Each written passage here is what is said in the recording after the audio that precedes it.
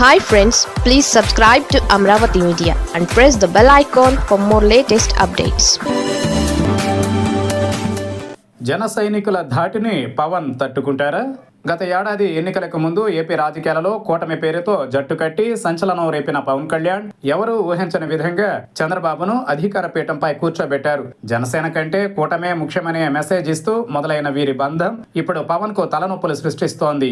కూటమి కోసం తొలుత తక్కువ సీట్లు తీసుకోవడం, ఇప్పుడు అదే లెక్కతో పదవుల్లోనూ తగ్గాల్సి రావడం, ఈ విషయంలో కేడర్ కు నచ్చ చెప్పలేని పరిస్థితులు జనసేనానికి ఇబ్బందికరంగా మారాయి. దీంతో ఆ గ్యాప్ ను పూరించుకోవడం పవన్ కు సవాల్ గా మారుతోంది.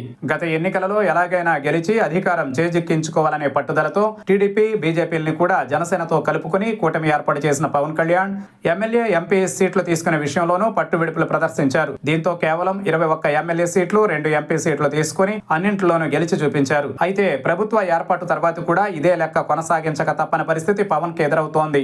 ముఖ్యంగా నామినేటెడ్ పదవుల పంపకాల విషయంలోనూ చంద్రబాబు జనసేనకు కొసరి వడ్డిస్తున్నారు. దీనిపై జనసేన నేతల్లో అసంతృప్తి కనిపిస్తోంది. కొవ్వూరులో జనసేన నేత టీవీ రామారావు ఇదే విషయంపై రోడ్డెక్కి సస్పెండ్ కూడా అయ్యారు. పదవుల విషయంలో జనసేన కేడర్ లో నెలకొన్న అసంతృప్తికి ఇదే నిదర్శనం. ఇదంతా ఒక ఎత్తు అయితే తాము నెగ్గిన 21 సీట్లలో పిఠాపురం వదిలేస్తే మిగతా చోట్ల టీడీపీ ఇన్ఛార్జీల పెత్తనం కొనసాగుతోంది.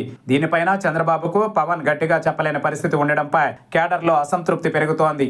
ఓవైపు పవన్ కళ్యాణ్ డిప్యూటీ సీఎంఐ ప్రభుత్వంలో కీలకంగా ఉన్న ఎమ్మెల్యేలు, ఇతర నాయకుల విషయంలో మాత్రం టీడీపీ పెత్తనం పెరుగుతోందన్న అసంతృప్తి వారిలో నెలకొంది. అయినా పవన్ ఏమీ చేయలేకపోతున్నారని, మరోవైపు సర్దుకోమని తమకే చెబుతున్నారన్న ఆవేదన వారిలో కనిపిస్తోంది. దీంతో పవన్ కు కేడర్ కు మధ్య గ్యాప్ పెరుగుతున్న సంకేతాలు కనిపిస్తున్నాయి. అందుకే సేనాని పేరు పెట్టి మరీ విశాఖలో సభ నిర్వహించేందుకు పవన్ సిద్ధమవుతున్నారు. అయితే విశాఖ సభలో పవన్ ఆయా అంశాలపై స్పష్టత ఇస్తే సరి, లేకపోతే గ్రౌండ్ లో లెక్కలు మారడం ఖాయంగా కనిపిస్తోంది.